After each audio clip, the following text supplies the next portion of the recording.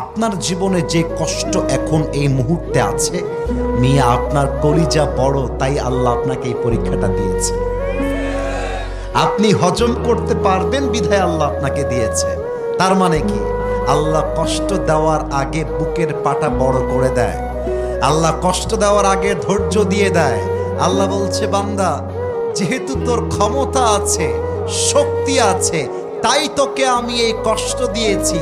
ভেঙে পড়িস না, মাজার হাড় ভেঙে দিস না। ওয়ামান ইয়াতাওয়াক্কাল আলাল্লাহি ফাহুয়া হাসবুহ। Whoever trusts in Allah subhanahu wa ta'ala, Allah is sufficient for him. আল্লাহ বলছে, বান্দা, যত কষ্ট আসুক তুই শুধু বল আল্লাহ আছে, আল্লাহ আছে, আল্লাহ দেখতেছে, আল্লাহ আছে আমার সাথে। আল্লাহ বলছে, বান্দা, এইটা বলতে পারলে তোর কষ্টে দুঃখে আমি আল্লাহ একাই তোর জন্য যথেষ্ট।